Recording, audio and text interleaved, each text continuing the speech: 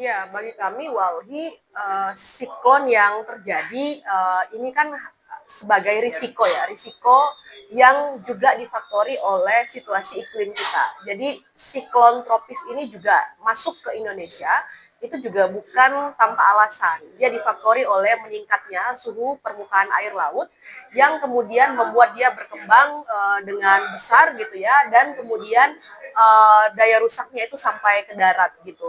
Nah, dia juga difaktori oleh krisis iklim. Nah, hal lainnya adalah kenapa kemudian daya rusak dari risiko siklon ini meningkat atau membesar, itu juga difaktori karena infrastruktur ekologis kita itu sudah nggak mampu lagi menahan laju atau daya dari siklon tropis gitu. Kenapa infrastruktur kita nggak mampu lagi menunjang atau meminimalisir daya rusak dari siklon itu gitu ya, itu karena ekosistem penting kita seperti hutan itu makin hari makin banyak yang terdeforestasi, dan deforestasi di kawasan ekosistem penting seperti hutan ini juga difaktori karena masifnya pemberian izin, baik izin pertambangan, perkebunan, perizinan berusaha pemanfaatan hutan, dan kemudian proyek-proyek energi lainnya seperti PLTA, PLTMA gitu ya, maksudnya mikro tenaga pembangkit listrik tenaga mikro air gitu, dan juga dikelola oleh perusahaan. Jadi sebenarnya yang memfaktori daya rusak dari banjir ini semakin besar itu karena infrastruktur ekologis kita yang rusak, dan dia dirusak oleh korporasi-korporasi yang beroperasi, yang juga operasi mereka itu dilegitimasi oleh pengurus negara kita, baik pemerintah provinsi maupun kementerian. Gitu. Ya, kami melihat ada korelasi yang kuat ya antara masifnya deforestasi dengan dampak dari siklon tropis ataupun banjir yang terjadi di 3 provinsi ini. Berdasarkan hasil overlapping yang dilakukan oleh Walhi terhadap kawasan hutan di landscape Batang Toru di Sumatera Utara, landscape hutan di Aceh dan di Sumatera Barat, periode 2016 sampai 2025 kami menemukan seluas 1,4 juta hektar hutan terdeforestasi, dan deforestasi ini dihasilkan dari aktivitas pembukaan hutan untuk tambang, untuk monokultur sawit, untuk perizinan berusaha pemanfaatan hutan, dalam hal ini adalah logging kayu gitu ya, dan juga beberapa proyek-proyek energi lainnya, salah satunya PLTA di Sumatera Utara gitu. Jadi kami melihat ada korelasi yang kuat sekali dari proses deforestasi yang terus terjadi dalam skala yang masif, serta dampak dari banjir ataupun siklon tropis yang terjadi saat ini. Peran hutan itu seberapa penting sehingga akhirnya ketika ada konsen seperti itu dampaknya sangat positif. Ya, jadi sebenarnya berdasarkan hasil pengecekan teman-teman Walhi di 3 provinsi itu, kami melihat das besar tempat di mana luapan air terjadi gitu ya, itu hulunya ada di Bukit Barisan. Bukit Barisan ini kan adalah landscape ekosistem yang di dalamnya itu sebagian besar atau 90%-nya adalah hutan gitu. Jadi bisa jadi dia taman nasional, bisa jadi dia hutan lindung, hutan produksi dan lain sebagainya. Nah, ketika kami melakukan overlay ya wilayah hulu ekosistem Bukit Barisan ini, ternyata sekarang sudah banyak dibebani oleh izin-izin tadi gitu. Nah, ekosistem Bukit Barisan ini ya, ini adalah tulang belakang atau tulang punggung Sumatera. Jadi ketika landscape Bukit Barisan yang memanjang dari Aceh sampai ke Lampung ini rusak, yang sebagian itu adalah hutan dan das-das besar atau daerah aliran sungai besar itu hulunya ada di sana di Bukit Barisan, maka itu yang kemudian memfaktori banjir dalam skala yang besar dan juga longsor dalam skala yang besar. Nah, hutan itu kan punya fungsi untuk mengatur tata air atau sistem hidrologi. Ketika misalnya hujan lebat datang atau angin kencang datang gitu ya, terus kemudian debit air meningkat, maka sebenarnya hutanlah yang punya fungsi untuk mengatur penataan air agar air yang masuk ke daerah aliran sungai itu tidak dalam debit yang skala besar gitu. Artinya ada proses penyaringan air, penyerapan air agar air itu tidak langsung jatuh ke sungai dan sungainya meluap gitu. Hal lainnya adalah daerah aliran sungai di hulu Bukit Barisan ini juga sekarang dieksploitasi oleh aktivitas pertambangan. Di Aceh misalnya kami menemukan 99% daerah aliran sungai yang sekarang rusak itu difaktori oleh pertambangan ilegal gitu. Nah, ini menimbulkan pendangkalan sungai yang ketika kemudian air masuk ke sungai, sungai itu semakin mengecil dan kemudian luapannya itu akan langsung turun ke wilayah hilir atau notabene itu adalah pemukiman warga. Apa yang paling mendesak dilakukan saat ini terkait banjir dan penanganan ekosistem di daerah? Ya, dari sisi kemanusiaan tentunya peran pemerintah untuk menangani dampak dan korban yang saat ini masih terisolir ya di 3 wilayah ini menjadi hal yang penting gitu. Politik anggaran juga sudah harus berjalan gitu ya. Banyak kemudian wilayah-wilayah di 3 provinsi ini berdasarkan laporan dari teman-teman daerah mulai kesusahan untuk mengakses hak dasar mereka, makanan, minuman, air bersih dan lain sebagainya. Maka sebenarnya dalam konteks kemanusiaan negara harus cepat menangani dan memastikan hak dasar itu terpenuhi. Hal yang penting lainnya adalah pengurus negara harus melakukan evaluasi terhadap seluruh izin-izin yang ada di 3 provinsi ini, terkhususnya izin yang berada di bentang Bukit Barisan ya, yang tadi punya fungsi penting itu. Kementerian Kehutanan sudah menyampaikan di publik bahwa dia ingin mengevaluasi atau akan mengevaluasi izin-izin yang ada di 3 provinsi itu. Maka kami menantang Kementerian Kehutanan untuk segera melakukan evaluasi. Kami punya nama-nama perusahaannya karena kami sudah mengoverlay itu, kami bisa serahkan dan kami menunggu proses evaluasi terhadap izin-izin di sektor kehutanan yang ada di 3 provinsi itu. Selain itu juga kami mendorong kementerian lainnya, Bang, karena ini berkaitan dengan kementerian-kementerian sektoral lainnya. Misalnya untuk melakukan evaluasi terhadap perizinan tambang itu memerlukan kebijakan atau peran dari Kementerian SDM untuk mengevaluasi izin di sektor sawit atau hak guna usaha sawit. Itu juga diperlukan peran dan kewenangan dari Kementerian ATR BPN gitu. Jadi dan Kementerian Lingkungan Hidup juga punya tanggung jawab karena mereka lah yang punya kewenangan untuk memastikan perlindungan terhadap lingkungan hidup gitu. Jadi menurut kami kementerian sektoral ini juga harus bertanggung jawab dan tanggung jawabnya itu dapat dilakukan dengan cara mengevaluasi perizinan yang ada di sana, karena evaluasi inilah yang akan menuntun mereka untuk melakukan penindakan apa setelahnya. Misalnya diperlukan untuk pencabutan izin, maka izin harus dicabut atau kemudian penegakan hukum dan itu harus dilakukan. Hal lainnya adalah menagih pertanggungjawaban korporasi gitu Bang untuk memulihkan ekosistem di sana dan untuk juga menanggung biaya eksternalitas dari bencana ekologis yang terjadi hari ini. Biaya penanganan bencana itu nggak bisa harus terus-menerus ditanggung oleh keuangan negara yang notabene itu adalah uang yang bersumber dari pajak-pajak rakyat gitu ya. Harus ada satu mekanisme yang dilakukan oleh pemerintah untuk menagih pertanggungjawaban korporasi untuk menanggung biaya eksternalitas yang jumlahnya itu pasti sangat fantastis. Ada sebagai temuan lagi, boleh digambarkan seberapa masif deforestasi di 3 provinsi? Iya, tadi kami melakukan analisis ya overlay terhadap tingkat deforestasi di 3 provinsi itu dan kalkulasi dari 2016 sampai 2024 kami menghitung ada seluas 1,4 juta hektar deforestasi. Sekitar 300.000 hektar itu ada di Sumatera Barat ya. Di Aceh juga 300-an ribu hektar gitu ya, dan 600-an ribu hektar memang paling tinggi terjadi di Sumatera Utara gitu. Dan tadi lagi-lagi kamu bilang bahwa deforestasi ini bukan muncul tiba-tiba, tetapi dia adalah akibat dari aktivitas ekstraktivisme yang ada di sana gitu. Jadi untuk menekan laju deforestasi, makanya tadi kami mendorong harus adanya evaluasi terhadap aktivitas perizinan perusahaan yang ada di sana. Nah, pertanyaan saya untuk teman-teman Sumatera Utara yang kemarin sudah melakukan analisis, mungkin bisa diceritakan kira-kira apakah seperti itu yang disampaikan Bobby, apakah benar seperti itu? Atau jangan-jangan ada perubahan ataupun alih fungsi ruang di wilayah dasnya ataupun wilayah hulunya, yang analisis dari teman-teman semua adalah ada perubahan dari landscape Batang Toru. Nah, seperti yang disampaikan Bung Rian di media dan lain-lainnya, mungkin Bung Rian bisa bercerita terkait dengan apa yang terjadi di Sumut, apakah sudah sesuai dengan klaim dari pemerintah, dan apakah seperti apa temuan yang ada di Bali, Sumatera Utara. Waktu dan tempat saya persilakan untuk Bung Rian. Terima kasih. Terima kasih, Ketua. Assalamualaikum warahmatullahi wabarakatuh.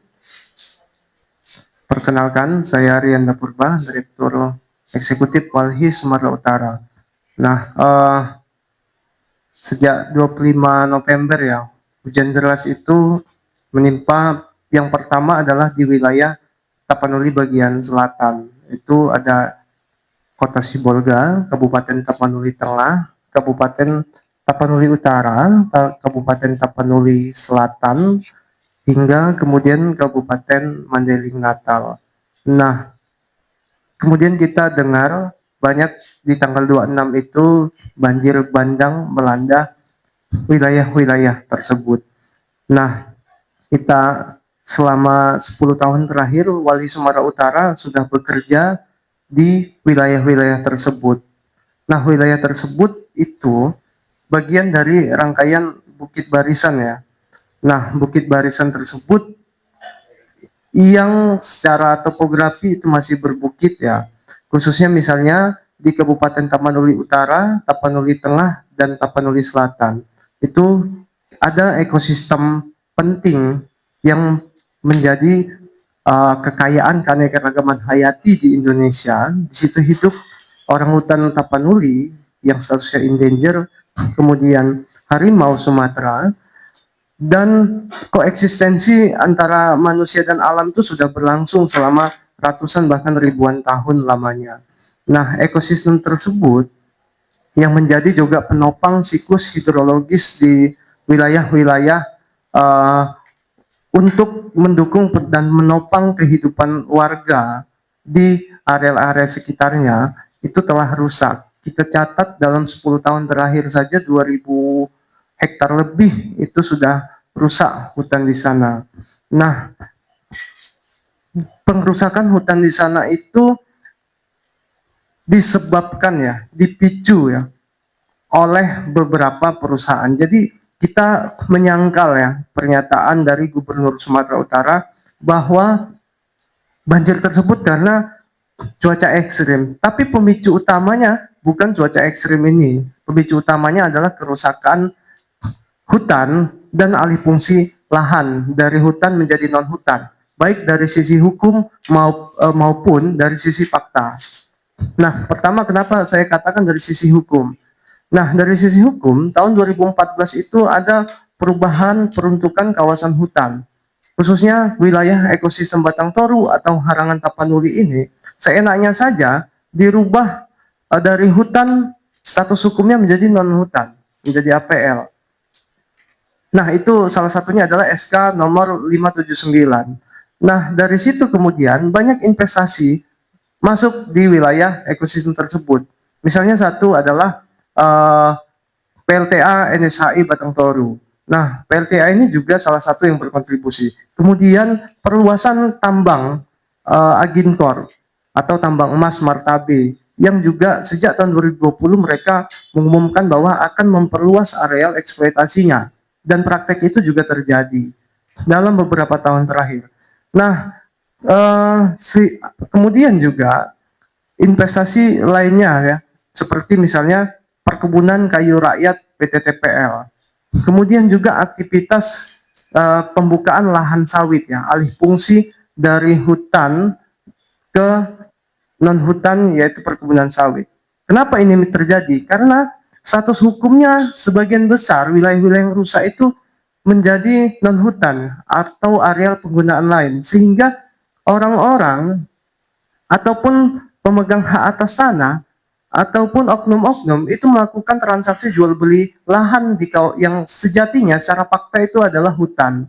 Sementara secara status hukum itu non hutan, sehingga orang seenaknya saja oknum baik secara legal ataupun ilegal itu melakukan penebangan hutan dan alih fungsi lahan. Nah, ini yang terjadi dan sangat kita sayangkan pemerintah seenaknya saja ya mengubah peruntukan lahan hutan menjadi non-hutan. Sementara banyak desa-desa kemudian menjadi kawasan hutan. Ini juga logika yang salah dari pemerintah kita dalam pengaturan eh, sumber daya alam dan pengaturan agraria kita. Nah, makanya dari sisi ini Wali Sumut yang pertama itu langsung mengidentifikasi ya, karena kita juga bekerja di wilayah sana. Nah, desa-desa yang turut kita bekerja bersama NGO, bersama komunitas-komunitas masyarakat di sana, itu terkena dampaknya. Nah, kalau kita lihat apakah apa ya, kontribusi masyarakat untuk pengerusakan ada? Tidak ada kalau kita katakan. Karena kita lihat langsung masyarakat justru sampai saat ini mereka sadar bahwa hutan tersebut punya fungsinya untuk menopang kehidupan, pertama adalah sumber air mereka, dan kemudian menghindari kalau kerusaknya hutan itu jadi banjir. Mereka paham itu warga, mereka punya kearifan, bagaimana juga mereka punya apa ya, kalau di wilayah selatan Tapanuli, wilayah tengah dan utara, itu mereka punya lubuk-lubuk larangan itu. Bagaimana suatu ekosistem, kemudian pengaturan air itu dapat dijaga dan selalu didiskusikan melalui mekanisme adat di pemerintahan desa. Jadi proses partisipatif itu dalam pengelolaan ruang di wilayah desa-desa yang saat ini terdampak itu sudah berlangsung lamanya, bahkan ratusan tahun. Nah, ini sebenarnya yang harus dijadikan pembelajaran bagi pemerintah bahwa dalam pengaturan ruang hidup, khususnya hutan ekosistem, itu harus memang mengedepankan partisipasi aktif dari masyarakat lokal. Terima kasih, mungkin itu dulu. Oke, masih ke Bung Rian untuk kita ngecek gitu terkait dengan wilayah, sebenarnya wilayah mana sih sebenarnya yang mungkin bisa dikatakan wilayah paling kritis yang ada di wilayah Sumatera Utara, terutama kemarin kan saya lihat dari yang itu, yang Batang Toru itu kan sempat teman-teman buat peta kan, bagaimana ada proyek energi terbarukan, ada tambang emas, ada yang TPL tadi itu, mungkin bisa sedikit digambarkan begitu, Bung. Nah, gambarannya begini, wilayah yang paling kritis adalah Kabupaten Tapanuli Tengah, Kota Sibolga, dan Kabupaten Tapanuli Selatan di Kecamatan Batang Toru. Nah, kalau dalam kita lihat misalnya 8 tahun terakhir Wali Sumut, Wali Nasional itu mengkritisi terus-menerus ya.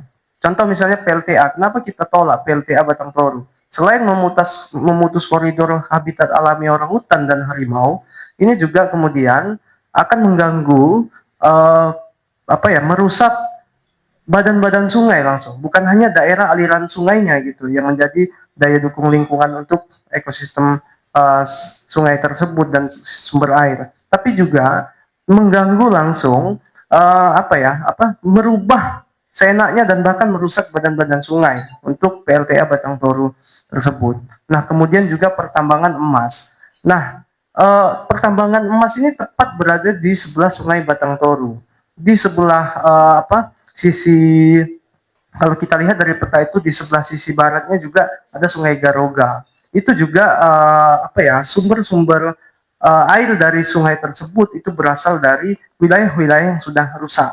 Ya, dan bukan rusak ya, bukan rusak alami, tapi dirusak oleh dua aktivitas ini gitu, tambang emas dan PLTA pembangunannya.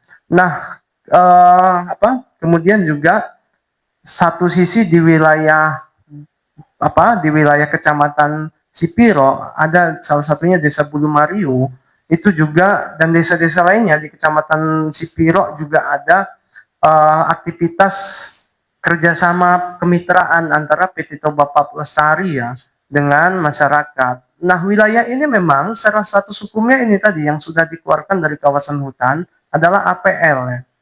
Nah, karena area penggunaan lain dan itu punya pemegang hak atas sana, kemudian hutan-hutan alami tersebut yang status hukumnya non-hutan dijadikan objek kerjasama kemitraan sehingga masyarakat kemudian itu mengganti tutupan yang tadinya hutan alami menjadi tanaman eukaliptus. ini kerjasama dengan PT Toba Pelestari di wilayah hulu Sungai Batang Toru tersebut.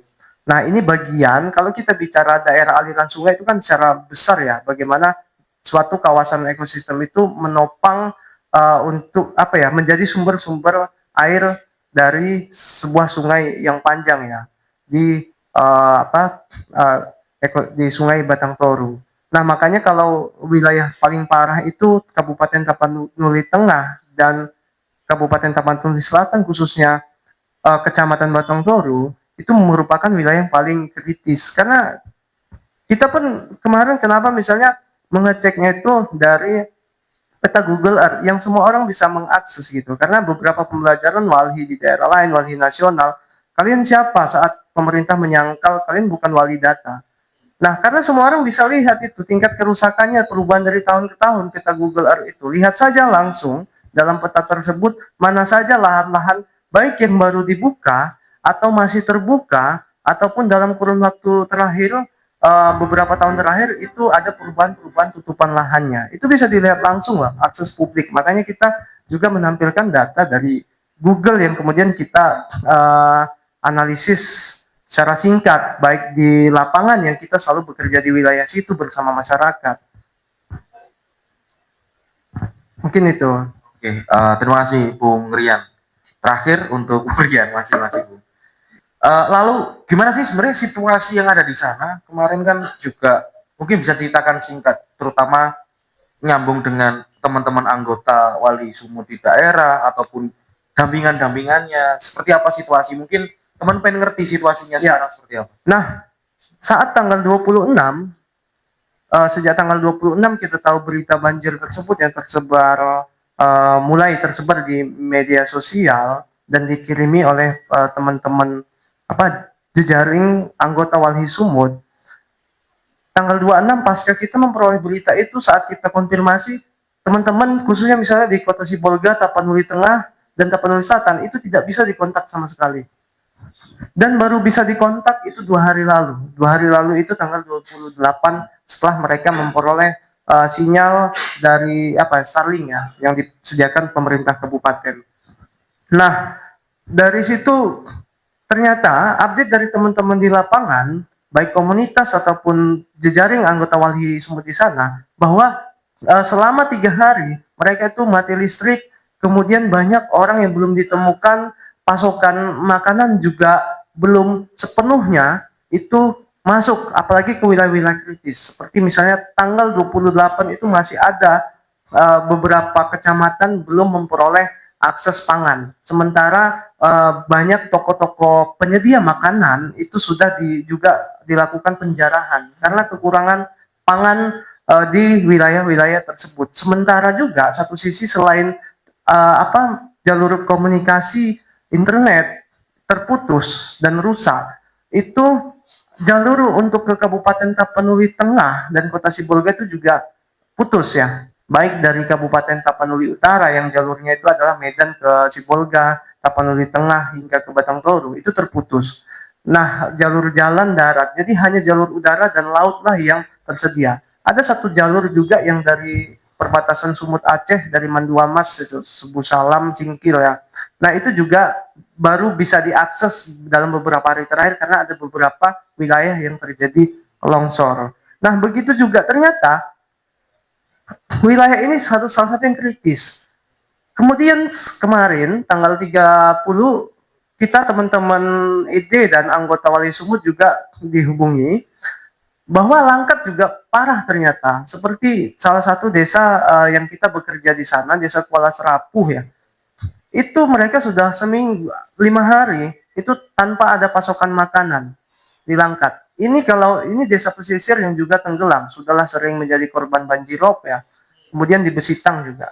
Nah, ini mereka tidak ada pasokan makanan sama sekali dan belum terdata sebagai korban terdampak banjir ya di wilayah Langkat. Kita telusuri memang hulu dari das di pesisir ini adalah Sungai Batang Serangan yang hulunya adalah wilayah Taman Nasional Gunung Leuser. Begitu juga di wilayah Kecamatan Besitang di Kabupaten Langkat, itu juga menjadi areal hulunya adalah ekosistem yang menjadi wilayah Taman Nasional Gunung Leuser yang dalam kurun waktu 10 tahun terakhir itu sangat masif pembukaan dan alih fungsi lahan dari hutan menjadi perkebunan sawit ya, secara liar di situ. Oke, terima kasih Bung Rian atas penjelasannya. Kita lanjut ke Sumbar, ada Bung Andre yang kurang lebih pertanyaan adalah mungkin bisa dijelaskan ya titik-titik banjir, angin dan juga bentang alam Bukit Barisan juga. Mungkin Bung Andre bisa bercerita terkait dengan situasi yang ada di Sumbar sekaligus memberikan analisis terhadap situasi tersebut. Terima kasih. Silakan Bung.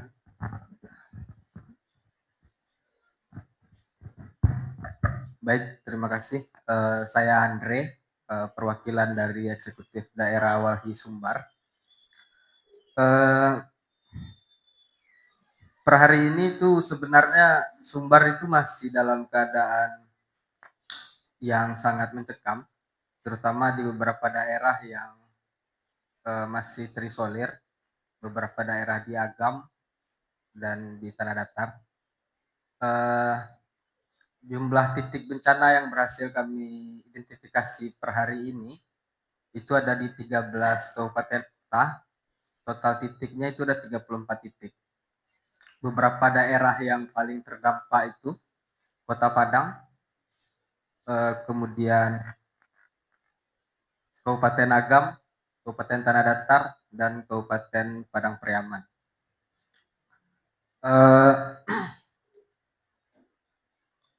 Banjir bandang yang terjadi beberapa hari belakangan ini sebenarnya merupakan kejadian berulang yang sering terjadi di Sumatera Barat.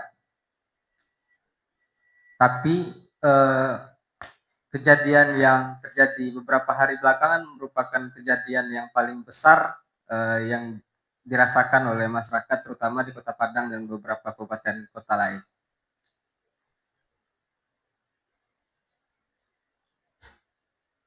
Dari 34 titik itu, sudah ratusan yang meninggal dan puluhan ribu yang mengungsi. Dan masih banyak yang hilang, sekitaran 100 orang yang masih hilang di Provinsi Sumatera Barat. Menurut kami, upaya pemerintah Sumatera Barat untuk mengelak dari narasi-narasi yang dibangun oleh masyarakat di sosial media ataupun di platform mainstream tentang bagaimana bencana ini dilihat sebagai bencana yang bukan hanya terjadi karena hujan, tapi juga beberapa kegiatan eksploitatif yang selama ini dibiarkan dan diizinkan oleh pemerintah provinsi ataupun dari nasional. Bagaimana kami bisa membuktikan itu? Kami sudah menganalisis beberapa data terkait perubahan tutupan hutan di Sumatera Barat dalam konteks provinsi per hari ini dari 1980 sampai 2024 karena beberapa kebijakan investasi dan beberapa kebijakan investasi itu Sumbar sudah kehilangan sekitar 1.150.000 hutan. Itu tersebar di seluruh provinsi. Yang berkontribusi itu yang paling besar adalah sawit, HPH, dan pertambangan. Dan trennya tren terbesarnya itu sebenarnya di tahun 1980 sampai tahun 2000. Kemudian tahun 1980 tahun 2000 itu merupakan waktu-waktu di mana HGU itu mulai masuk atau mulai beroperasi di Sumbar. Perkebunan sawit mulai beraktivitas dan mulai masuk. Kemudian ada HPH baik di Mentawai dan di beberapa daerah lain di Sumatera Barat. Dan tren itu juga mulai naik belakangan dengan adanya perluasan perkebunan sawit. Dan per hari ini itu sudah 1.150.000 hektar hilang sejak 1980. Bagaimana perubahan hutan ini bisa memperparah keadaan di Sumbar? Dalam konteks Kota Padang itu ada beberapa das. Dan dalam kejadian bencana belakangan itu ada 3 das yang sangat terdampak. Yang pertama itu ada das Kuranji, das Saya Dingin, dan das Sarau. Dalam 1 tahun belakangan itu sudah sekitaran 720.000 hektar hutan hilang di Sumbar, dan di dalam das ini itu sekitaran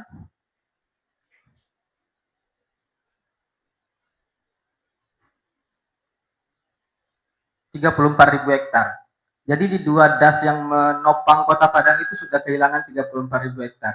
Jadi di saat pemerintah mengatakan bahwa itu bukan karena ada penebangan ilegal dan segala macam, masyarakat sudah bisa melihat sendiri bagaimana di tepian pantai sekarang sudah ada kayu yang sangat banyak, itu yang tidak bisa dibilang tidak bahwa itu adalah merupakan hasil penebangan karena tebangannya bersih dan hasil chainsaw.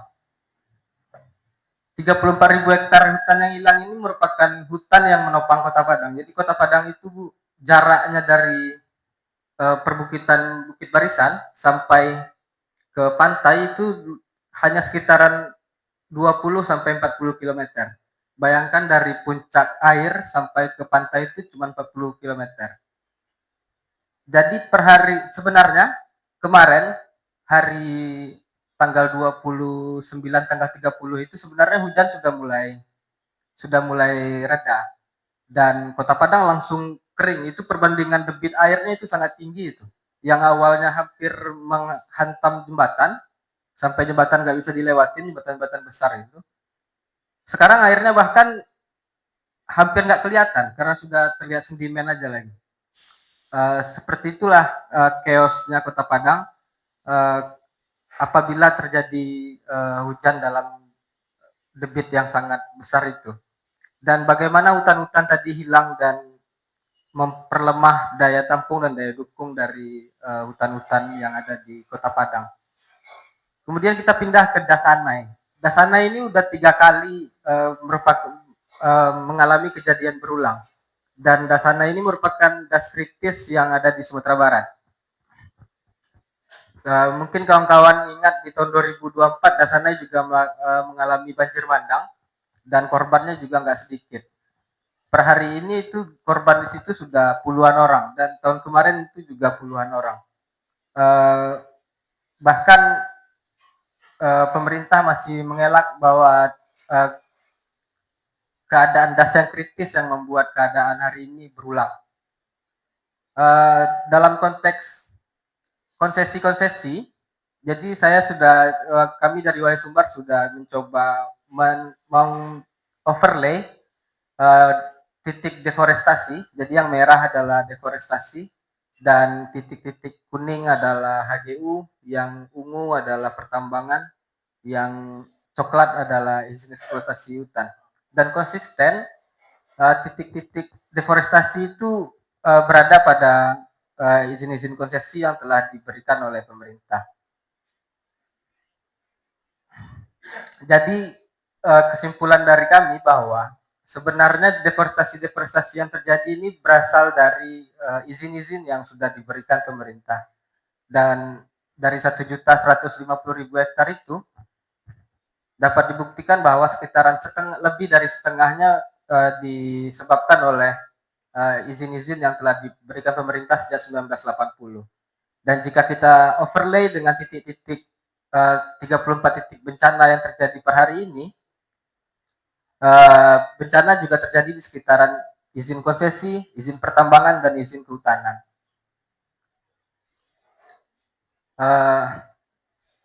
Keadaan hari ini selain dampak langsung yang terjadi, dampak langsung yang dirasakan masyarakat, dampak turunannya juga sudah banyak. Di pantai-pantai di Kota Padang itu nelayan sekitaran 300 kakak sudah nggak bisa melaut karena memang jalur untuk masuk ke laut sudah tertutup sama kayu dan mereka nggak punya kemampuan untuk membersihkan laut tadi. Belum lagi masyarakat-masyarakat yang harusnya mendapat pasokan kebutuhan pokok dari luar Kota Padang ataupun daerah-daerah lain yang terisolir, mereka sudah nggak punya bahan pokok untuk makan dan kebutuhan-kebutuhan harian. Dan itu bahan pokok dan kebutuhan harian itu sempat naik sampai 300-200% dari harga normal. Dan kejadian ini sudah berulang. Coba next, Kak. Menurut catatan kami, sejak 15 tahun terakhir, itu setidaknya ada 24 kali bencana ekologis serupa yang besar, dan total korbannya sampai hari ini sudah sampai 723 orang. Korban mengungsi sudah 91.000 orang. Dan catatan-catatan kritis ini harus menjadi pengingat, dan bagaimana pemerintah harusnya bertanggung jawab dan mengevaluasi tata kelola sumber daya alam agar kejadian serupa tidak berulang. Itu sudah 723 orang dan 91.000 orang mengungsi karena bencana-bencana ekologis yang sudah dihasilkan oleh tata kelola sumber daya alam yang serampangan belakangan. Mungkin itu dulu. Oke, terima kasih Bung Andri. Oke, kita lanjut ke Aceh, karena tadi sudah dijelaskan semua, padat, singkat, dan jelas. Bang Solihin, apa sudah bergabung Bang Solihin? Kemudian dari penjelasan teman-teman dari Sumatera Utara dan Sumatera Barat, hari ini kita menyebutkan apa yang terjadi saat ini bagian dari bencana ekologis. Di pembuka tadi sudah disampaikan oleh teman-teman bahwa ada deklarasi lingkungan hidup yang terjadi di 3 provinsi itu, lalu kemudian ada tata ruang yang tidak berpihak, ada perizinan yang dikeluarkan di atasnya yang tidak berperspektif lingkungan hidup dan tidak melihat peta rawan bencana, menyambung apa yang disampaikan sama Bang Gandar tadi. Yang kemudian apa yang kita lihat rasakan hari ini, bencana ekologis lah kemudian yang kita tuai. Nah, untuk menjawab pertanyaan Bang Biber, dampak langsung dan tidak langsung. Kalau misalnya yang selama ini tuh kadang-kadang enggak dilihat sebagai satu yang penting. Misalnya kalau dampak bencana ekologis yang terjadi di 3 provinsi itu apa yang udah dirasakan oleh masyarakat? Dampak kehilangan rumahnya, dampak kehilangan orang-orang terdekat begitu ya. Lalu kemudian kebun, tanah, lalu kalau kita lihat lingkungan hidupnya kehilangan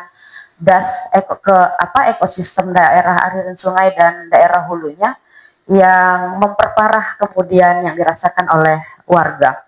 Jadi kalau dikatakan dampak langsungnya runtuh pranata kehidupan yang ada di 3 ekosistem ini atau 3 provinsi yang terjadi. Lalu kalau menjawab misalnya dampak tidak langsungnya, kita bisa lihat tadi disampaikan sama teman-teman dari 2 provinsi Sumbar dan Sumatera Utara bahwa ada akses jalan yang terputus. Yang kemudian lagi-lagi membenarkan apa yang disampaikan teman-teman. Akibatnya, selain memang kemudian mereka tidak lagi bisa melakukan aktivitas ekonomi, pekerjaan dan tidak bisa ke tempat belajar begitu, dampaknya adalah kemudian kelangkaan bahan bakar minyak. Lalu dibenarkan juga sama teman-teman tadi bagaimana kemudian kebutuhan hak dasar, hak hidup teman-teman yang kemudian terdampak di 3 provinsi ini tidak terpenuhi, dan lagi-lagi terbukti juga akhirnya harga-harganya meningkat. Misalnya Aceh bergantung sama apa dengan teman-teman di Sumatera Utara, kebutuhan sayur mayur dan bahan pokoknya tergantung dengan teman-teman di Sumatera Utara, dan hari ini masih banyak yang kemudian masih terisolir, belum mendapatkan bantuan, sehingga lagi-lagi ya kita merujuk ke undang-undang kebencanaan tadi, hak dasar dan hak hidup yang harusnya menjadi tanggung jawab negara tidak bisa terpenuhi. Itu Bang Biber terkait hak langsung dan tidak langsung yang bisa saya jawab. Tapi penting rasanya juga kemudian selain kita identifikasi kerusakan atau dampak langsung dan tidak langsung yang dirasakan oleh di 3 provinsi itu, nanti mudah-mudahan Bang Salihin bisa bergabung dan menceritakan situasi di Aceh. Penting juga rasanya negara atau pemerintah pengambil kebijakan itu menentukan status bencana ini, karena kalau status bencana ini seperti hari ini masih darurat bencana, terkesan kemudian masing-masing pemerintah daerah melakukan versinya. Tapi kalau ini dikatakan sebagai bencana nasional, maka akan ada kekuatan besar dari kementerian dan lembaga terkait begitu ya untuk menangani bencana ini. Tidak hanya untuk memenuhi hak dasar dan hak hidup yang tadi saya sebutkan yang berdampak yang diakibatkan oleh kehilangan langsung dan tidak langsung itu, tapi kemudian ini juga akan mempercepat pemulihan jangka panjangnya. Termasuk kemudian konsennya adalah memastikan tanggung jawab negara termasuk korporasi-korporasi yang disebutkan oleh teman-teman tadi harus bertanggung jawab terhadap dampak yang terjadi hari ini. Selanjutnya sehingga kita bisa memulihkan ekosistem yang kalau bisa sederhananya dibilang semua ekosistem yang ada saat ini nggak perlu diapa-apain juga sebenarnya kita akan baik-baik saja. Semua ekosistem itu justru sebenarnya menjaga hidup kita. Misalnya Sumatera itu, Bukit Barisan itu kalau kita analogikan itu adalah tubuh yang utuh dari Sumatera yang menjaga Sumatera, dan itu merupakan daerah penyangga yang kuat dengan daya dukung dan daya tampung lingkungan hidupnya. Itu dulu Bang Biber, makasih. Oke, sedikit tambahan lagi. Ketika kita bicara tadi, Presiden Prabowo kan belum menetapkan status darurat begitu sampai sekarang. Nah, tadi saya sebutkan bahwasanya memang perlu untuk menetapkan hal tersebut. Nah, bagaimana sih sebenarnya alur untuk penetapan status darurat tersebut? Dan memang apakah dalam hal ini pemerintah harus segera untuk menetapkan status tanggap darurat? Karena ya tadi seperti Kak Melva ceritakan seperti itu. Mungkin itu Kak Melva untuk menekankan lagi. Bang Biber, teman-teman, ini di tanggal yang sama ada 3 provinsi yang mengalami bencana ekologis. Terus kita menganggap ini tidak bencana nasional kah begitu? Mungkin secara angka tidak banyak kalau dibandingkan misalnya dengan bencana Palu atau NTB atau siklon yang ada di NTT. Tapi 1 nyawa kan berarti. Misalnya per hari ini aja udah ada yang mengungsi 292 orang yang mengungsi. Yang kemudian ini hak-hak hidupnya belum tentu dijamin sama negara pada saat ini. Ya, itu satu Bang Bibar. Satu sisi adalah secara dampak 3 provinsi dilanda bencana ekologis dan sampai hari ini masih ada beberapa daerah yang terisolir. Secara dampak sebenarnya sudah bencana. Sudah bisa kita katakan sebagai bencana. Walaupun kemudian statusnya dikatakan oleh negara belum bencana dan misalnya BNPB juga mengatakan belum bisa dikatakan sebagai bencana nasional, tapi bagi Walhi ketika ada peranata kehidupan yang sudah hilang di situ, lalu ada ekosistem yang sudah dirusak di situ, itu bagian dari yang harus diseriusi oleh negara dalam merespon bencana, karena tugas negara juga memastikan warga negaranya bisa terlindung dari semua bencana yang terjadi, baik dia sebelum ataupun sesudah terjadi bencana. Jadi kalau ditanya begitu Bang Biber, concern saya adalah ketika ada satu peranata kehidupan yang sudah hilang, yang berdampak banyak, walaupun 1 nyawa yang hilang itu penting untuk menjadi perhatian bersama. Lalu yang kedua ada ekosistem yang hilang di situ, yang lagi-lagi saya mau menekankan bahwa ekosistem itu punya fungsi ekologis yang perlu sebenarnya kita jaga, dan dia sudah melindungi kita sebenarnya sebagai daya dukungan, daya tampung lingkungan yang baik. Jadi itu Bang Biber, kenapa kemudian dan ini ada di 3 provinsi.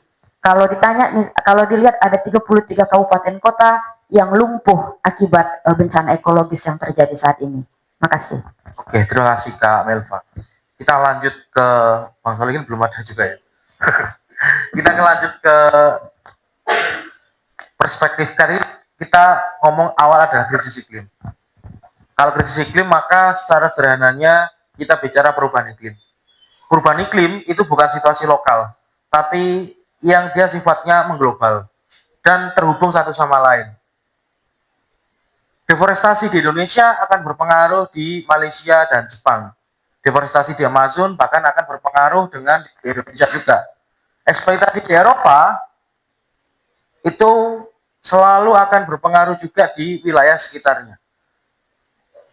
Kenikmatan yang dirasakan oleh orang-orang Eropa dengan minim karbon begitu juga sebenarnya dampaknya paling dirasakan ada di Indonesia. Karena mereka menutup eksploitasi yang ada di sana, tapi mereka memperluas eksploitasi ada di negara-negara dunia ketiga. Maka ada istilah kemarin, sacrifice zone, ataupun zona yang dikorbankan untuk memenuhi kebutuhan bebas karbon yang ada di Eropa ataupun negara pusat. Nah, kemarin kita sudah teman-teman sudah di dunia begitu sepakat gitu untuk ada namanya forum COP dan baru diselesaikan di Belém, Brazil. Dan yang berangkat ke sana kemarin ada Gandar dan juga Uli begitu. Dan mungkin bisa Uli di sini, ngomong ada Uli di sini juga bisa menjelaskan. Karena kata di kita mention krisis iklim, apakah ada begitu pembahasan-pembahasan di COP yang memang punya sisi penting ataupun dalam hal ini jangan-jangan COP juga nggak mengubah apapun. Kita tahu krisis iklim di mana-mana, tapi apakah memang ada satu kesepakatan signifikan dari COP kemarin di Belém, Brazil? Mungkin kawan Uli bisa bercerita terkait dengan yang dia dapatkan di forum COP kemarin. Terima kasih. Ya, terima kasih Ketua Wahyu. Karena dia konferensi pers saya panggil Wahyu ya. Kalau biasa Biber. Ya, jadi sebenarnya apa yang tengah terjadi di Sumatera Barat, Sumatera Utara, dan Aceh itu sangat miris ya. 2 minggu setelah konferensi dunia yang membicarakan soal krisis iklim gitu ya. 2 minggu setelah itu terjadi satu bencana yang sebenarnya dia sangat berkaitan dengan kondisi iklim kita. Ini sorry agak berantakan karena saya coba menyalin dari apa yang sudah disampaikan oleh teman-teman di 2 provinsi dan membaca apa yang terjadi di Aceh gitu ya. Jadi dari sini sebenarnya kita berada pada satu conclusion ya bahwa sebenarnya bencana itu dimensinya sangat ekonomik dan politik gitu. Jadi nggak ada bencana yang benar-benar terjadi secara alamiah. Dia selalu difaktori oleh bagaimana langgam ekonomi dan langgam politik serta kebijakan kita. Nah, kalau tadi kemudian banyak teman-teman yang membicarakan soal siklon ya, tadi Ketua Gandar menjelaskan soal siklon. Ternyata ketika kita baca beberapa jurnal-jurnal yang menuliskan tentang siklon tropis, ini kan sebuah fenomena yang sebenarnya sangat jarang sekali terjadi di zona khatulistiwa, gitu. Nah, tetapi dia muncul ya tidak lepas dari semakin tingginya pemanasan muka air laut, gitu. Jadi pemanasan muka air laut ini sebenarnya mendorong ya terjadinya atau bangkitnya energi yang kemudian membentuk siklon tadi.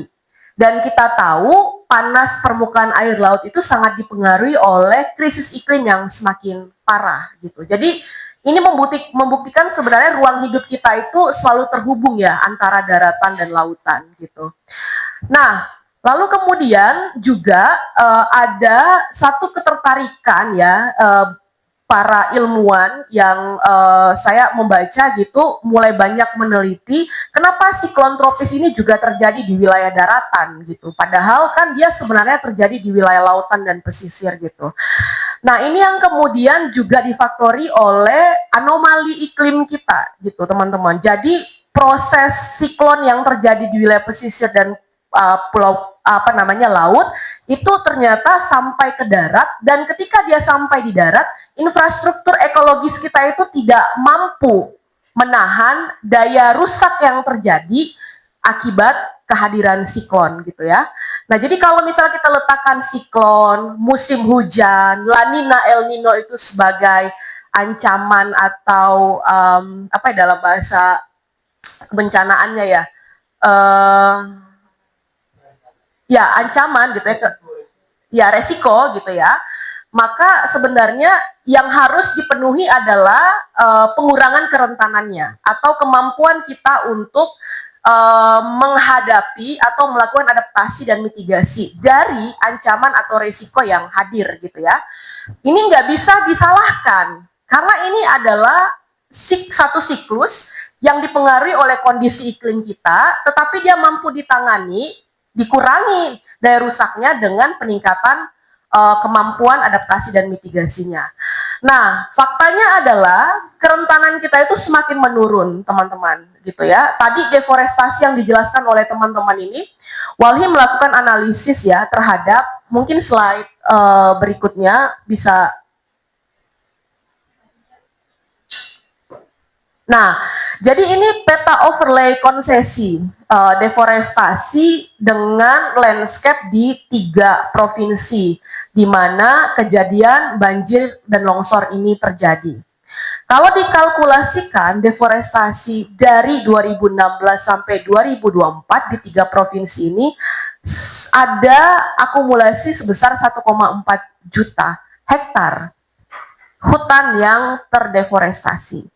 Nah, kalau kita lihat itu peta-petanya ya, kalau yang sebut tadi Punggungan Bukit Barisan itu, di Punggungan Bukit Barisan itulah sebenarnya banyak izin-izin ekstraktif, baik dia sawit, tambang, proyek-proyek energi. Dan kami mencatat ada sebanyak 681 perusahaan yang beroperasi di 3 provinsi ini, 631 perusahaan yang beroperasi di 3 provinsi ini, Aceh, Sumatera Utara, dan Sumatera Barat, yang kami sangat percaya sekali aktivitas ekstraksi ini menambah kerentanan ekologis kita, menurunkan kemampuan infrastruktur ekologis, dan ketika ancaman serta resiko itu datang, daya rusaknya besar seperti yang terjadi saat ini, gitu. Nah, kalau misalnya kemudian kita balik ke slide sebelumnya, ke soal iklim tadi gitu ya, kalau melihat potret ini, kita percaya teman-teman bahwa kebijakan negara dalam mengurus sumber-sumber penghidupan kita dan ekologi kita itu menjadi sangat penting sekali. Balik ke slide berikutnya. Nah, oke. Jadi memang kebijakan-kebijakan nasional baik pembangunan ekonomi yang sebenarnya mempengaruhi kerentanan kita, dan dia juga memicu iklim semakin krisis gitu ya. Kebijakan nasional ini tentang apa? Tentang ekonomi pertumbuhan, apalagi sekarang Presiden menargetkan pertumbuhan 8%. Jadi kalau pertumbuhan 8% ini menjadi orientasi penting bagi Presiden, ya sesungguhnya pengurus negara kita itu tengah mengancam jutaan jiwa, bukan hanya di 3 provinsi tapi di provinsi lain. Karena apa? Karena logik dari ekonomi pertumbuhan itu adalah pembesaran produksi dan pembesaran konsumsi. Pembesaran produksi itu hanya bisa terjadi kalau kemudian eksploitasi untuk menghasilkan raw material untuk diproduksi itu juga membesar, dan untuk memenuhi konsumsi yang terus-menerus meninggi gitu. Jadi ada konsekuensi logis antara eksploitasi dengan pertumbuhan 8%. Jadi kalau pertumbuhan 8% tetap jadi target, maka ada jutaan rakyat Indonesia yang terancam jiwanya 4 tahun ke depan gitu. Nah, selanjutnya ekonomi kita juga masih dibasiskan pada model ekonomi ekstraktif. Tadi teman-teman menjelaskan banyak sekali izin-izin ekstraktif di 3 provinsi ini, terkhususnya di landscape penting seperti Bukit Barisan gitu ya. Dan juga sekarang teman-teman kalau kita ngelihat kebijakan iklim kita di COP30 kemarin, Pak Wahyu, jadi ada beberapa keputusan-keputusan yang tentunya akan mendorong pembesaran ekstraksi. Satu soal energi gitu ya. Jadi energi kita itu akan diarahkan pada energi berbasis bioenergi, ya. Ini model transisi ya, yang diklaim transisi. Apa itu bioenergi? Bentuk-bentuknya adalah bioetanol, gitu ya, yang dihasilkan dari tebu, gitu ya. Atau kemudian biofuel yang dihasilkan dari sawit, gitu. Kalau kita merujuk pada risetnya Universitas Indonesia, untuk mengejar biofuel 100%, itu membutuhkan 9 juta lahan baru, lahan sawit baru. Pertanyaannya, di mana lahan sawit itu akan dibangun? Areal peruntukan lain kita itu udah dipenuhi oleh infrastruktur, pemukiman, dan lain sebagainya. Maka hutan yang akan disasar gitu. Jadi bisa jadi kemungkinan hutan-hutan di Bukit Barisan secara khusus di Sumatera dan secara umum di seluruh Indonesia itu akan terancam oleh kebijakan biofuel 100% ini. Lalu kemudian juga dekarbonisasi ya, bentuknya itu bisa dilihat dari ekstraksi gas. Ini juga banyak terjadi di wilayah pesisir. Di Aceh, mungkin nanti teman-teman Aceh bisa menjelaskan bagaimana daya rusak dari eksploitasi migas ya untuk dekarbonisasi.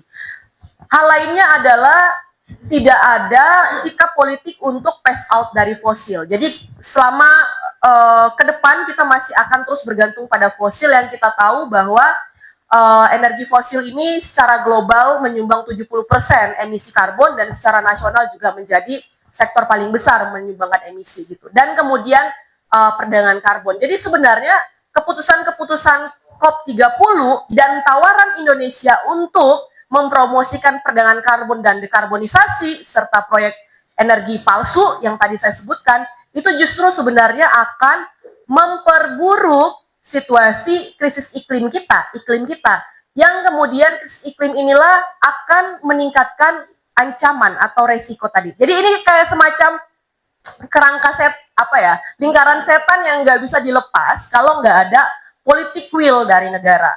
Ya, beberapa hari yang lalu teman-teman Menteri Kehutanan bilang bahwa akan mengevaluasi izin-izin di 3 wilayah ini. Kami punya nama perusahaannya. Kami menantang, berani nggak Kementerian Kehutanan untuk mengevaluasi ini? Kami kasih datanya. Gitu ya, akan kami kasih nama-nama perusahaannya, akan kami kasih di mana posisinya gitu ya, dan kami mau melihat apakah benar-benar Kementerian Kehutanan berani untuk melakukan evaluasi dan melakukan penegakan hukum. Kalau nggak berani, ya mundur ajalah menterinya gitu ya. Bukan hanya Menteri Kehutanan sebenarnya ya, Menteri Lingkungan Hidup juga punya andil penting karena urusan pengerusakan lingkungan itu nggak bisa dibedakan apakah itu urusannya hutan atau luar hutan gitu. Maka Kementerian Kehutanan itu juga harus bertanggung jawab. Kalau nggak bisa tanggung jawab ya mundur aja juga gitu kan. Kementerian lainnya SDM, ya kan? SDM ini kan kalau kita lihat izin di Sumatera Utara itu juga banyak tambangnya ya, Ketua. Di Sumatera Barat juga, di Aceh juga. Jadi Kementerian SDM ini juga berpengaruh dan berkontribusi besar ya bagi situasi dan kejadian yang terjadi di 3 provinsi ini.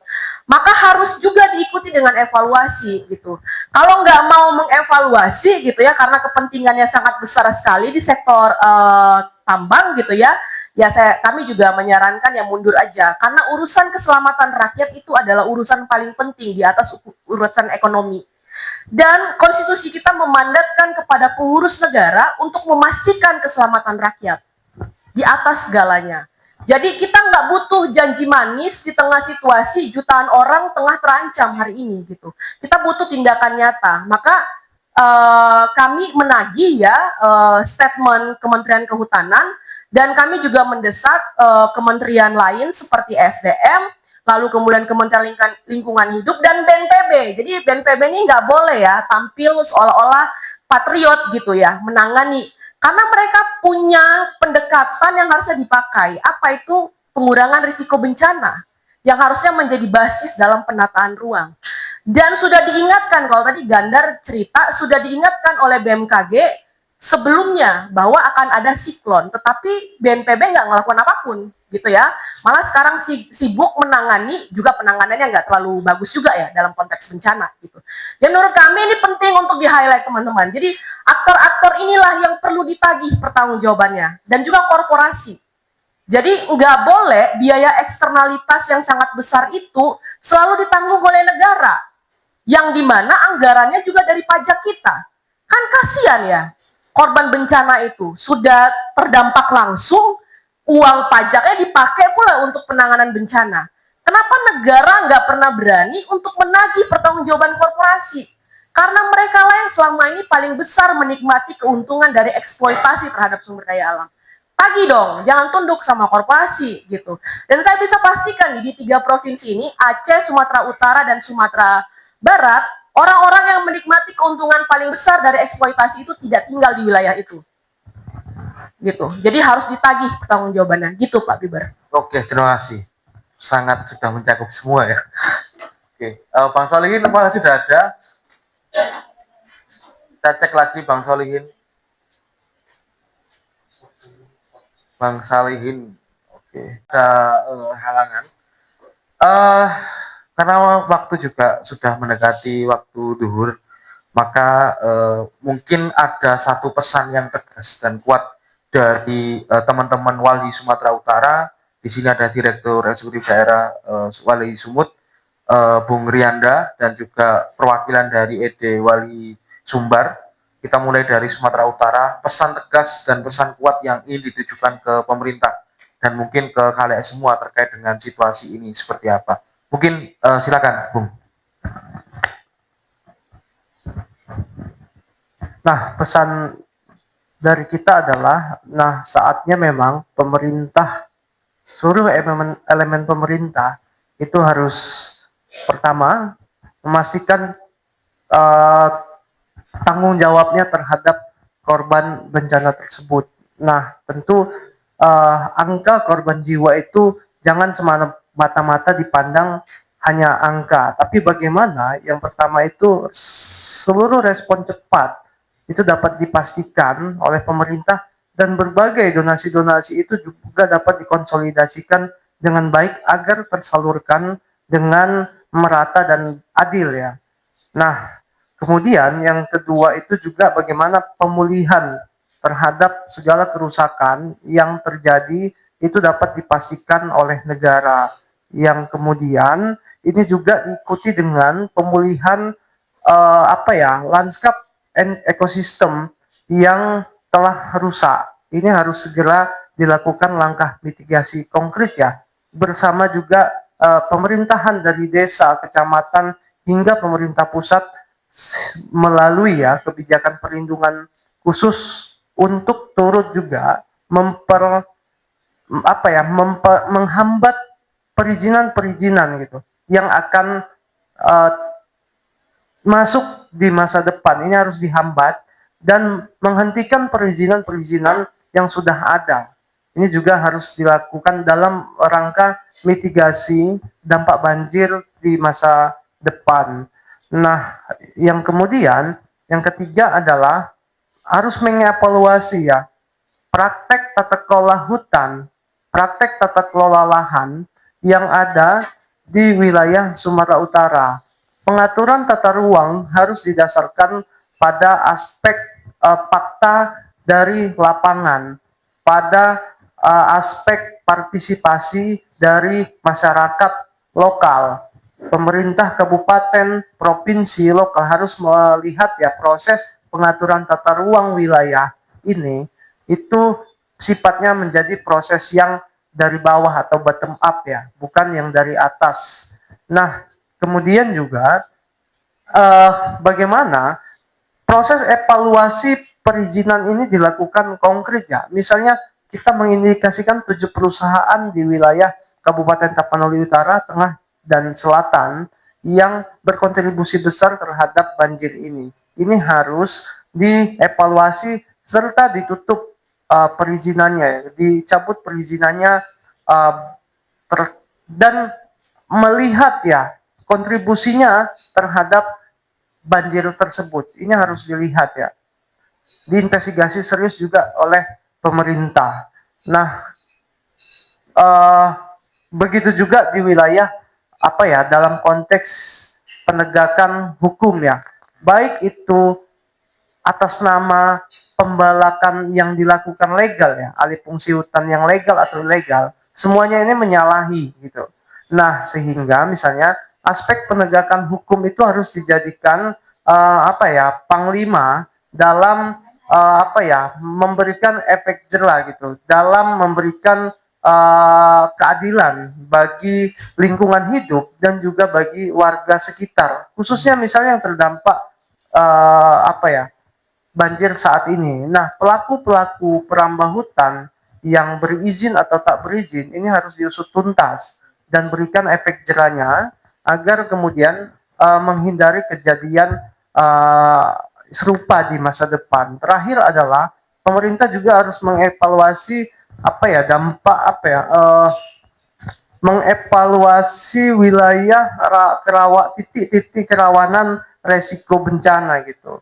Nah, karena gini, langkah dari baik itu BNPB, BPBD, dari pusat sampai ke daerah itu harus dievaluasi tuh secara kinerja. Karena gini, proses penanganan bencana ini titik kerawanannya harus dilakukan, tapi juga proses-proses mitigasi yang terjadi di masa depan harus dilakukan dan disosialisasikan gitu. Karena selama ini misalnya kita belum melihat pemerintah itu melakukan sosialisasi titik-titik rawan bencana secara utuh sampai ke pelosok-pelosok.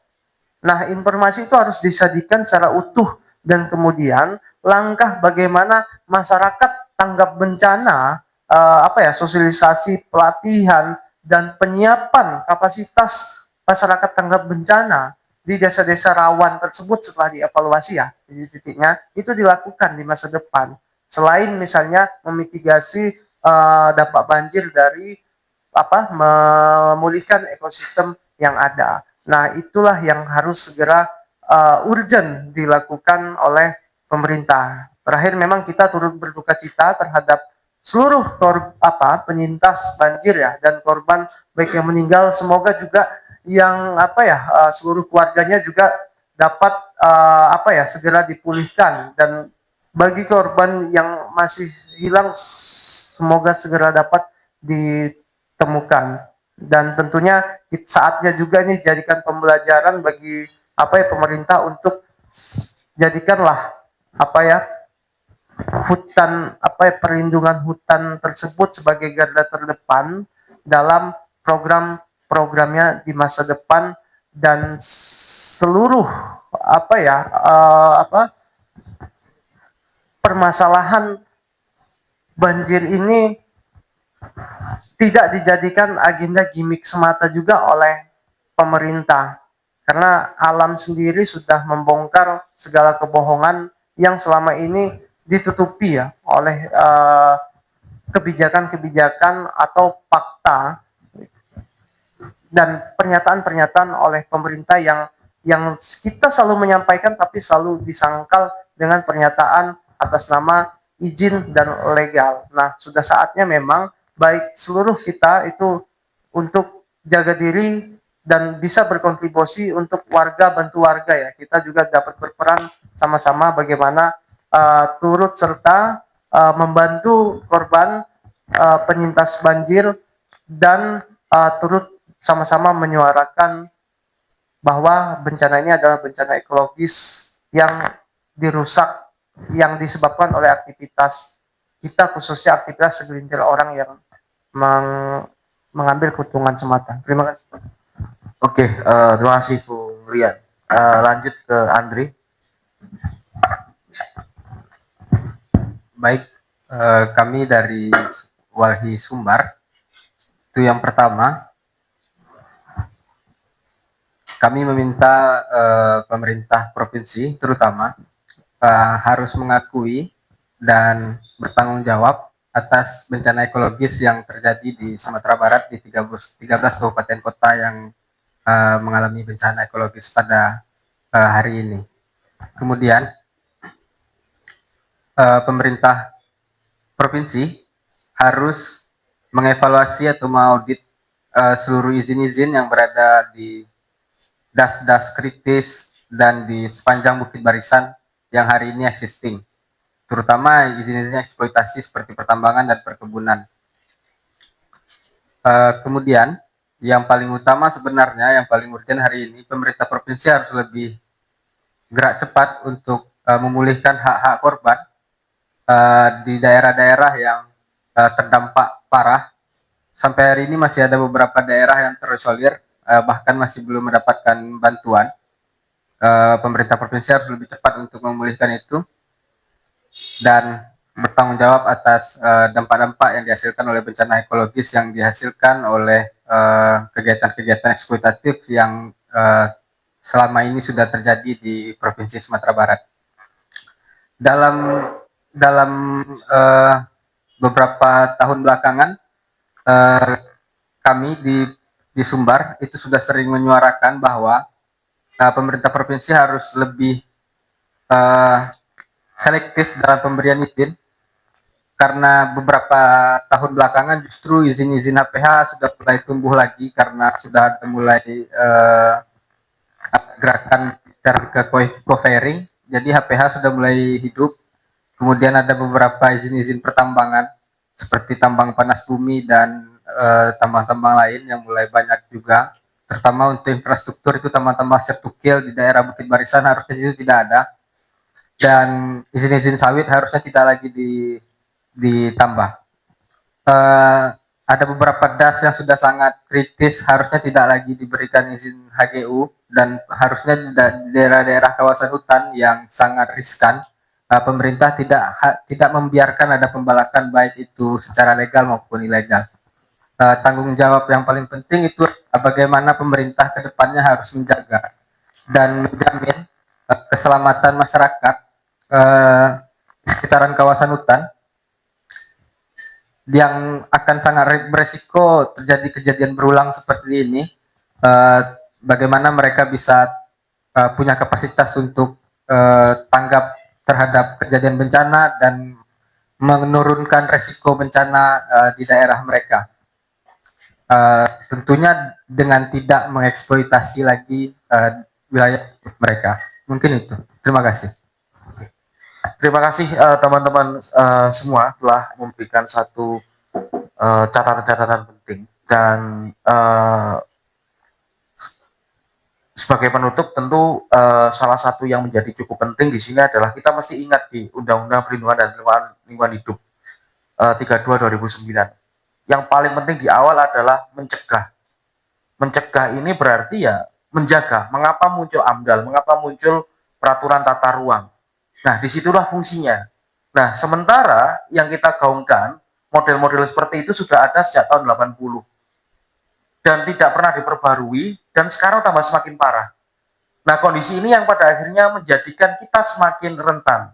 Maka salah satu yang menjadi penting, jangan menyalahkan alam. Jangan mencari kambing hitam. Coba kita evaluasi bareng-bareng, seperti apa sih kondisi kita hari ini? Apakah memang benar izin sudah diberikan, sudah di wilayah yang benar begitu? Atau jangan-jangan izin diberikan pada wilayah-wilayah yang seharusnya bukan untuk usaha ataupun untuk aktivitas ekonomi yang merusak begitu. Sehingga kita bisa tahu begitu bahwasanya kok kita bisa mengalami bencana berulang sementara evaluasi sudah dilakukan berkali-kali. Jangan-jangan ya evaluasi itu hanya sekedar evaluasian saja. Maka ke depan kita harus benar-benar mendesak kepada pemerintah bahwasanya salah satu bentuk mitigasi bencana terbaik adalah kita mengevaluasi izin-izinnya, kita mencabut izin-izin yang ada di wilayah DAS, kita melakukan penataan tata ruang yang benar-benar bukan lagi bukan lagi tata ruang yang mengikuti ekonomi, tapi dikembalikan ke marwahnya, yakni ekonomi yang mengikuti tata ruang. Mungkin itu yang bisa kami sampaikan. Jika ada mungkin di sini pertanyaan atau yang ingin ditanyakan, karena mungkin masih ada sedikit waktu lagi, saya persilakan untuk teman-teman media ataupun teman-teman jaringan untuk menyampaikan langsung. Terima kasih. Silakan. Sementara anggaran BNPB tahun depan itu dipangkas drastis. Tahun ini 2 triliun, tahun depan cuma sisa 400-an miliar. Nah, itu bagaimana tanggapan dari Wahid? Ya, makasih. Siapa yang mau jawab? Kalau ada memang kemauannya dan pelibatan partisipatif bermakna dari komunitas lokal, masyarakat lokal yang tahu membaca alam, kurasa nggak akan perlu biaya yang sedemikian besar. Justru selama ini itu yang diabaikan begitu. Ketika komunitas lokal, masyarakat Nusantara, masyarakat adat kita ini tidak dilibatkan dalam upaya-upaya pencegahan dan penanganan bencana, yang kemudian itu dijadikan hanya, kalau di Walhi menyebutkan itu kadang-kadang kapitalisasi bencana itu gitu. Jadi anggaran-anggaran yang ada hanya seolah-olah untuk ya sudah dilakukan pelatihan penanganan pencegahan bencana, tapi nggak pernah melihat penanganan bencana di masing-masing lokus berbeda. Jadi misalnya di pesisir dan pulau-pulau kecil nggak bisa disamakan dengan penanganan dan pencegahan bencana di daerah gunung. Begitu juga dengan di daerah hutan. Dan yang punya pengetahuan itu adalah masyarakat lokal, masyarakat Nusantara yang nggak pernah terdokumentasikan dengan baik dan benar. Jadi kalau memang anggaran yang dikurangi itu cuma tinggal 1 miliar misalnya tahun depan, tapi pelibatan partisipatif bermakna melibatkan komunitas itu, saya rasa itu bisa kita lakukan. Di buku Walhi misalnya, berkawan dengan bencana kita praktekkan itu berhasil. Menari di negeri bencana, kasus tsunami juga kita praktekkan itu berhasil. Jadi kalau menurut kita Bang, ini masalah kemauan, mau tidak melibatkan komunitas itu, dan mengakui pengetahuan-pengetahuan itu sebagai upaya dari penanganan dan pencegahan bencana. Itu yang pertama. Yang kedua, tidak ketika ini mau memasuki musim-musim bencana, kemudian ada terbentuk komunitas ini, tapi bagaimana memastikan sarana dan prasarana itu juga ramah terhadap komunitas yang ada di situ. Kadang-kadang teknologinya iya, ada nih sistem warning sistemnya ada di pesisir dan pulau-pulau kecil misalnya di laut gitu, tapi nggak dikasih tahu cara memakainya, bahasanya juga tidak ramah terhadap komunitas, itu juga jadi persoalan. Jadi kalau ingin memberitahukan bencana warning begitu, jadi ini juga harus ramah bahasanya terhadap komunitas ataupun warga yang ada yang terpapar lebih cepat ketika ada bencana-bencana itu. Jadi penggunaan narasi-narasi juga penting. Dua hal itu menurutku ketika itu dijalankan dan ada kemauan kerja kolektif dan kolaborasi antara stakeholder manapun, saya rasa penanganan pencegahan kita berbasis komunitas bisa dilakukan dan pasti berhasil. Itu Bang. Ya, saya tambahkan dikit ya. Ini kan sebenarnya soal politik anggaran ya Bang ya. Jadi harusnya melihat bencana yang terjadi di 3 provinsi ini harus ada sih sikap politik dari pengurus negara ya untuk memeriksa kembali politik anggaran kita. Kalau perlu MBG aja tuh yang dipotong anggarannya, karena kan MBG kan juga masalahnya banyak banget gitu kan. Tadi ngobrol nih sama Andre, di Padang itu kan MBG itu biayanya turun tiap hari ya gitu, padahal sekolah libur. Nah, bisa nggak uang MBG itu dipakai gitu kan?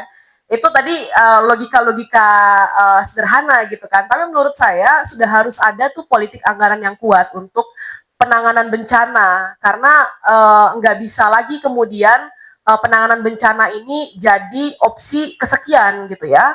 Sementara anggaran untuk militer, MBG dan lain sebagainya itu kepolisian itu tinggi banget gitu. Justru sebenarnya yang kita hadapi paling depan itu adalah mungkin resiko-resiko bencana yang semakin masif ke depan. Yang kedua itu Bang, menurut kami adalah menagih tadi ya, pertanggungjawaban korporasi tadi.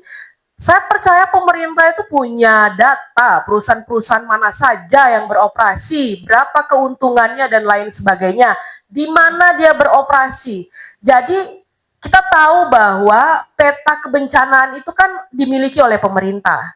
Dan overlay aja sebenarnya wilayah-wilayah yang rentan tadi itu gitu ya, dengan operasi perusahaannya, perusahaan-perusahaan itu kan bisa ditagihkan pertanggungjawabannya, karena operasi mereka itu mempengaruhi perubahan ekologis di wilayah itu yang kemudian memperentan kondisi ekologisnya gitu. Jadi ada aktor lain non negara yang sebenarnya itu bisa ditagih pertanggungjawabannya. Saya pikir perlu dicari mekanisme untuk menagih pertanggungjawaban ini gitu ya. Kalau sementara sekarang ada CSR ya pakai dulu kebijakan model itu gitu ya. Sembari memang mencari gitu atau merumuskan kebijakan lain yang bisa dengan kuat menagih pertanggungjawaban itu gitu. Itu menurut kami. Jadi tadi yang saya bilang nggak boleh biaya eksternalitas dari aktivitas industri ekstraktif itu ditanggung oleh negara. Toh tanggung jawab itu sebenarnya dilekatkan oleh korporasi dengan cara satu memulihkan kondisi, berpraktik dengan baik dan lain sebagainya gitu. Jadi itu juga yang perlu diperketat tadi. Makanya kami menawarkan evaluasi menyeluruh perizinan itu menjadi penting, karena evaluasi itulah yang akan menentukan langkah apa yang akan dilakukan oleh pemerintah. Kalau evaluasi mengatakan perlu dicabut izin, maka izinnya dicabut. Kalau evaluasi mengatakan perlu untuk pencutan izin, izinnya dicutkan. Kalau perlu penegakan hukum, maka penegakan hukumnya dilakukan. Dan bukan kalau perlu ya, kewajiban untuk memulihkan itu harus ditagihkan kepada mereka, gitu. Silakan. Assalamualaikum warahmatullahi wabarakatuh. Saya Irwan dari Persaudaraan Jurnalis Muslim Indonesia.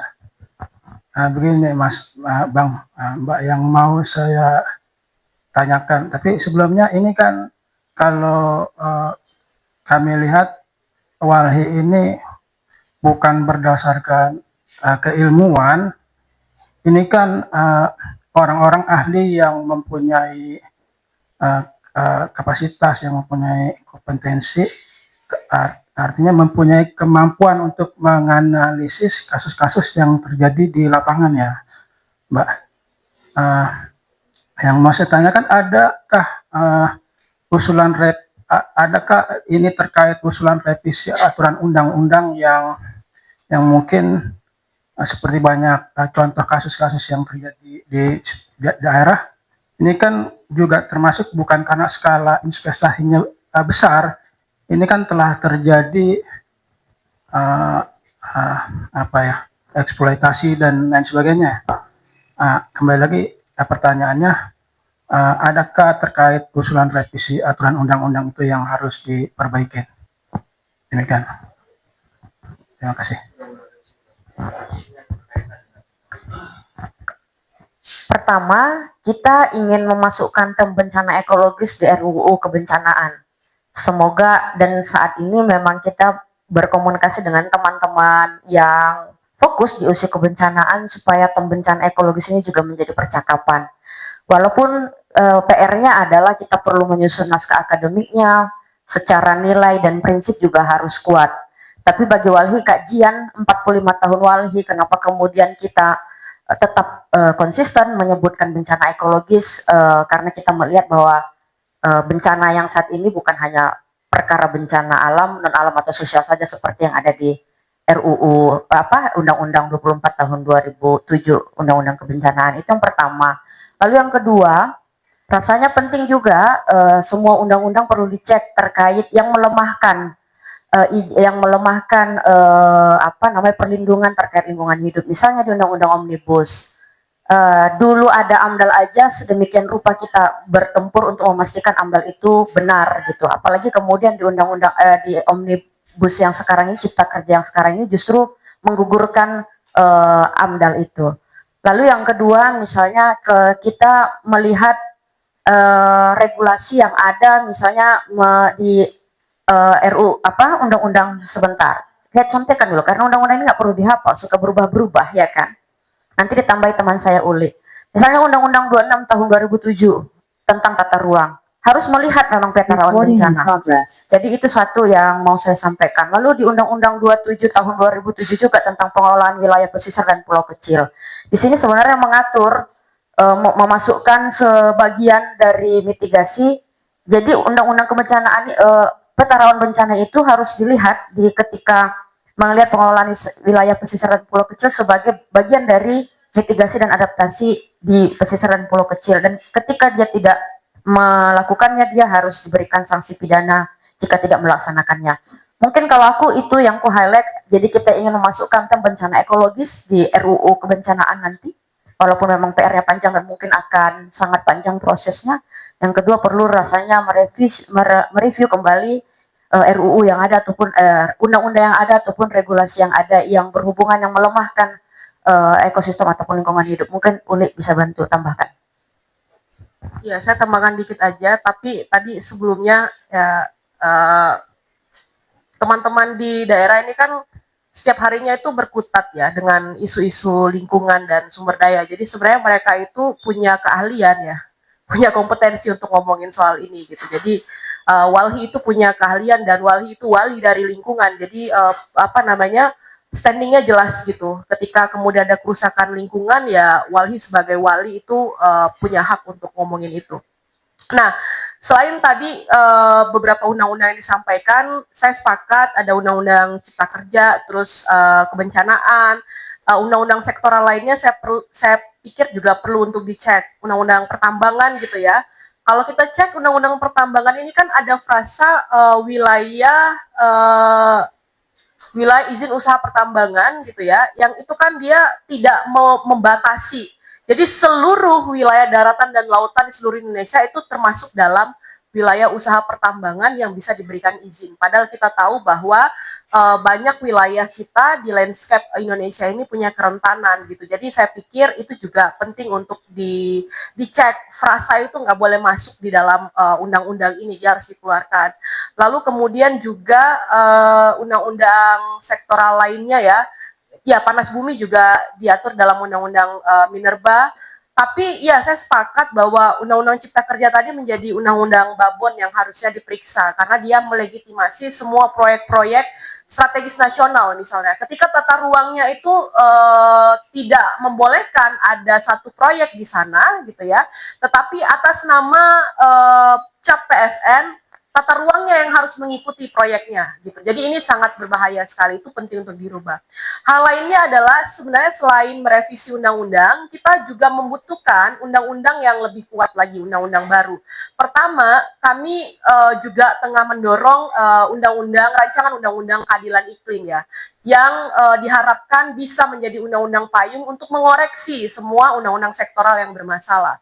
Dan yang selanjutnya juga kita butuh undang-undang pelibatan partisipasi publik, karena selama ini kan sosialisasi itu kan hanya dimaknai seperti kayak nonton layar tancap aja gitu. Warga di kampung itu diundang sosialisasi, itu pun kalau diundang semua, terus kemudian hanya diceritakan ini proyek ini akan begini gitu. Tetapi izinnya sendiri sebenarnya udah beroperasi gitu kan. Nah itu penting untuk ditangani melalui undang-undang partisipasi publik ini. Jadi penting untuk memastikan partisipasi publik bukan hanya dalam konteks pembangunan, tapi menentukan bagaimana wilayahnya akan dibangun, akan diurus, itu menjadi hal yang harus dipastikan. Inisiatif lainnya kan juga teman-teman mendorong undang-undang masyarakat adat ya, yang juga 15 tahun belum disahkan. Jadi poinnya adalah selain mengoreksi undang-undang existing sekarang, kita juga perlu undang-undang baru yang memastikan partisipasi publik yang bermakna, lalu kemudian juga memastikan keadilan iklim itu menjadi hal penting dalam menyusun kebijakan kita. Terima kasih. Apakah ada yang ingin ditanyakan lagi mungkin dari teman-teman? Silakan. Terima kasih buat kesempatannya. Saya Tatang dari Harian Kompas. Ada dua pertanyaan. Pertama mungkin untuk Bung Rianda dan Bung Andre ya. Nanti kalau Kak Udi sama Kak Melpa mau jawab juga silakan. Kan tadi dijelaskan soal krisis iklim ya. Dengan krisis iklim yang terjadi sekarang itu kan siklon tropis itu menjadi apa ya? Kita harus terima bahwa itu sangat mungkin terjadi di masa depan. Tadi juga teman-teman sudah menyebutkan bahwa faktornya bukan hanya alam, tapi ketahanan kita, terutama bukit barisan yang daya dukung lingkungan sudah sangat melemah, dan salah satu penyebab utamanya adalah izin-izin ekstraktif ya. Yang ingin saya tanyakan itu bagaimana teman-teman melihat evaluasi terhadap izin-izin ekstraktif ini pada ujungnya nantinya itu bisa mengantisipasi potensi bencana di masa depan gitu. Tentunya dampaknya kita harapkan terhadap pemulihan ekosistem gitu. Saya ingin tahu pandangan teman-teman soal hubungan kedua hal itu. Yang kedua, ini menarik. Tadi Bung Rianda menyebutkan mestinya perizinan pemanfaatan ruang itu, hutan ataupun lahan itu mestinya berangkat dari bawah gitu, dari masyarakat lokal, karena mereka lah yang paling tahu karakteristik ekosistemnya gitu. Nah, saya itu belum dengar ya, mungkin karena saat ini kita kan fokus kita masih ke penanganan bencana gitu. Cuma menurut saya dalam perang narasi yang seperti ini, supaya kita bisa memperkuat bahwa mestinya masyarakat itu dilibatkan tuh, ada nggak sih contoh nyata di kampung atau nagari gitu ya, di Sumut ataupun di Sumbar gitu, yang dia dengan kearifan lokalnya itu bisa bertahan atau enggak meminimalkan dampak dari bencana ini. Saya jadi teringat waktu siklon Seroja NTT itu 2021. Waktu itu tuh Pulau Timur habis ya, sebagian Flores juga habis. Karena beberapa bulan setelah siklon itu saya ke daerah Ngada, nama kampung adatnya itu Kampung Adat Wogo.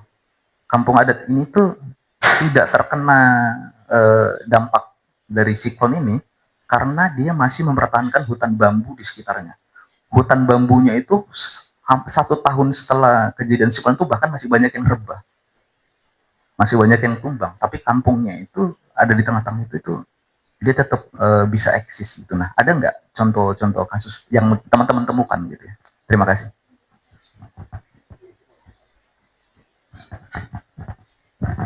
Nah, untuk di wilayah-wilayah apa ya, Sumatera Utara khususnya, ada nggak misalnya wilayah-wilayah contoh pembelajaran baik dari masyarakat di eh, desa-desa sekitar kawasan hutan, khususnya misalnya di Harangan Tapanuli terkait punya kearifan lokal dalam menjaga hutan dan kemudian merawat siklus hidrologis air. Nah, kalau di Tapanuli Selatan itu kan mereka banyak itu ya, mengenal Lubuk Larangan ya. Jadi ada kearifan lokal bagaimana sungai tersebut juga itu tidak bisa dieksploitasi secara masif gitu, secara besar-besaran dan ugal-ugalan. Tapi ada batasan-batasan larangan di tingkat desa-desa, di tingkat huta-huta, kampung-kampung yang membatasi warganya sendiri untuk mengeksploitasi atau memanfaatkan secara berlebih sumber-sumber sungai ataupun sumber-sumber airnya.